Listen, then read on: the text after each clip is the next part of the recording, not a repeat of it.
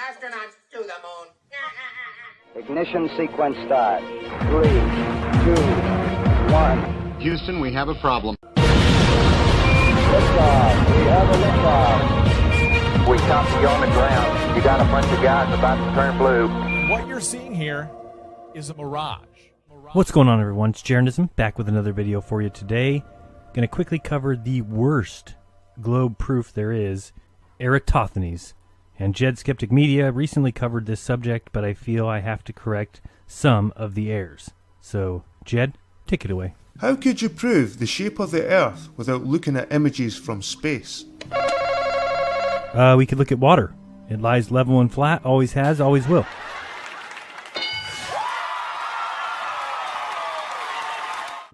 Well, a Greek named Eratosthenes did it 300 years BC. Ah, man, I'm sorry about that one. He was actually born in 276 BC.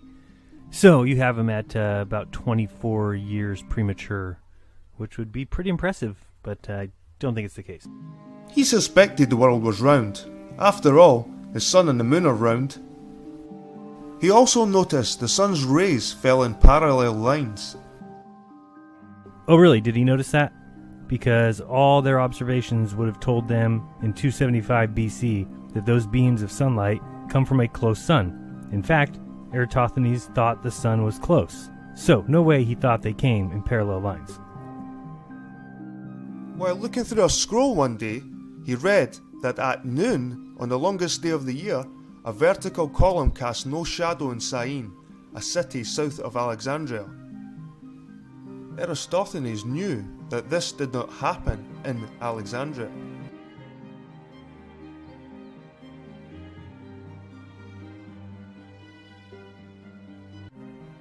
He thought to himself, how is it possible to have shadows in Alexandria and not in Syene at the same time of the day? Oh, easy. When you have a small local sun, everything works out exactly the same.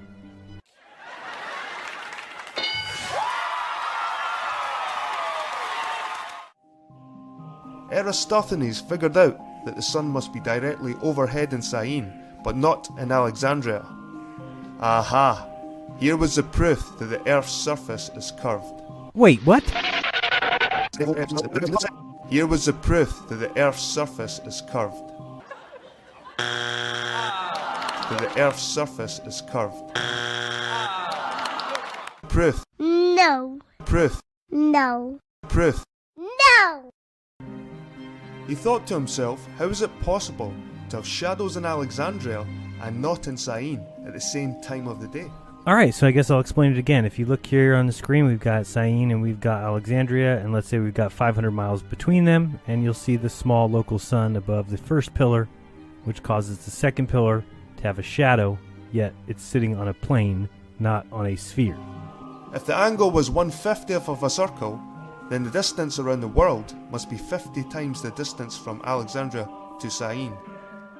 Well, Jed, we appreciate it, but Eratosthenes, much like the bottom of your beloved globe, holds no weight. Next, we have a teacher trying to explain this garbage. Make sure you watch right at the beginning here, and you can actually see the moment that he realizes what he's teaching doesn't really make sense at all. And Eratosthenes realized that if you were to extend this ray of light coming in at Syene, it would go all the way to the center of the Earth, if you were to extend that line.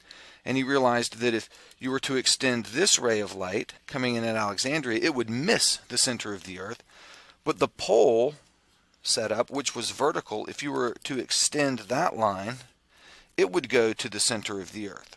Well, yes, I guess if you were on a ball, you might have those things happen.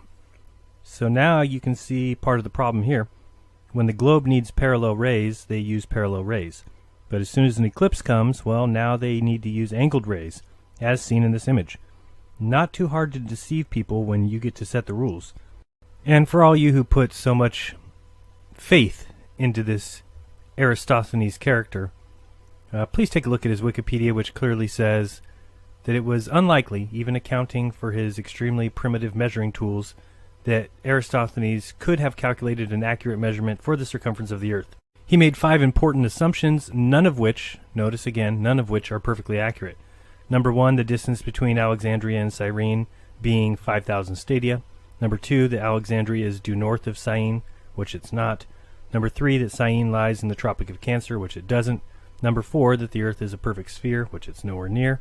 And number 5, the light rays emanating from the sun are parallel. So even Wikipedia, your go-to holy book, admits it. All right, what I hope people notice by researching this stuff is that clearly you have to give up your belief in Eratosthenes and most of his evidence. Also, you need to realize that your religion is as bogus as Joseph Smith and his golden plates. So let's start the final nails into the coffin. Number 1, Eratosthenes was the head librarian and scholar at the Library of Alexandria around 250 to 200 BC. We also have Heron the Elder from Alexandria, not many years after Eratosthenes, and he also lives and was from Alexandria. Now, he wrote many books, and people have praised him many times over. However, he never, and I repeat never, mentioned Eratosthenes. Also, they both studied the same subject. So there's no way that somebody would not know about the head of the Library of Alexandria. Not when they are studying the same subjects. If you've ever looked into the Earth measurements or anything at that time, you would definitely have come across Eratosthenes. Unless, of course, things were written in 1600, and then you're going to have a hard time getting all your P's and Q's and things lined up. So certainly what it seems like happened.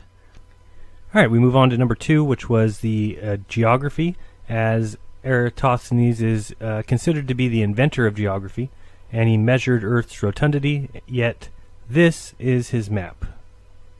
Yep, that's his map, with longitude and latitude as straight boxes. So if anybody was going to draw a map that was representative of reality, since he knew it was a sphere and he knew the size, why do we have this map as the best map he ever produced? Something's fishy there. Now let's move on to number 3. He actually wrote on many topics, including geography, mathematics, philosophy, chronology, literary criticism, grammar, poetry. Unfortunately, there are only tiny little fragments left of his work, so Eratosthenes is nothing more than a myth, a legend. You can add him to the other gods that science worships, like Newton, St. Copernicus, and St. Galileo, and St. Einstein. All right, so the coffin is almost done. It's almost sealed. We're on to number 4. Have you ever heard of Dio? D-I-O. Well, many people only want to see peer-reviewed papers, so here you go. This is the International Journal of Scientific History, and what I'm about to tell you will shatter your little worship fest with Eratosthenes that every heliocentric fan seems to have.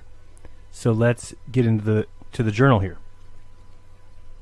So to begin the journal, they first set out to show that there's no possible way that Eratosthenes had anything to do with measuring the circumference of the Earth, and if he did, he simply took numbers from earlier writers, and knowing the actual radius of the Earth, or at least what was believed at that time for those who believed in the ball, it was very easy for him to come up with a circumference, and no test needed to be done.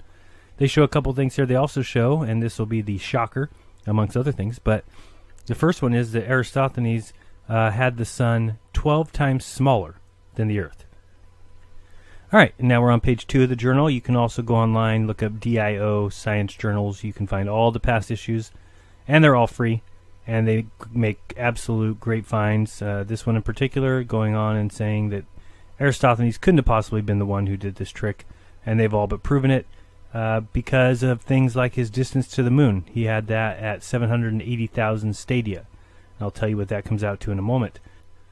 All right, so number 5 and 6 are, again, that Eratosthenes thought that the moon was 780,000 stadia and thought that the sun was 4,080,000 stadia. Now, you can just take each of those and divide it by 1,000 to get what Eratosthenes thought he was seeing.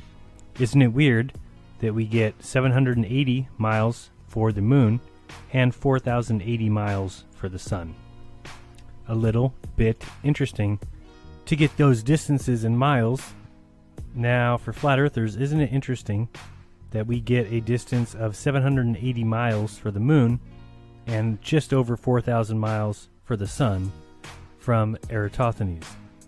there's no reason why his name should be brought up ever again. So, globe believers, teachers, intellectuals, it's basically time you drop the Eratosthenes myth. You're holding on to another religious dogma, and quite frankly, it's kind of embarrassing. It has been thoroughly debunked. It cannot be considered proof any longer of the globe. And if for some reason you think that it hasn't been debunked, well, please watch the screen now, because if these events actually happened, if he actually did measure this so-called distance around the Earth with these sticks and the sunlight, well then at the very least, the absolute very least, you would have to admit, as shown here, that a close sun, which is exactly as Flat Earth believes, and a small sun, which is exactly as Flat Earth believes, and a flat Earth, as Flat Earth believes, would yield the same exact results. So the fact that it's brought up continuously is at this point kind of pathetic. So when you say, Aha! Here was the proof that the Earth's surface is curved. you just simply sound silly. Eratosthenes. You are the weakest link. Goodbye. So be kind, everyone. Don't lie to each other. And open your mind, because that's where truth is. And this has been Jeranism. Until next time. Peace!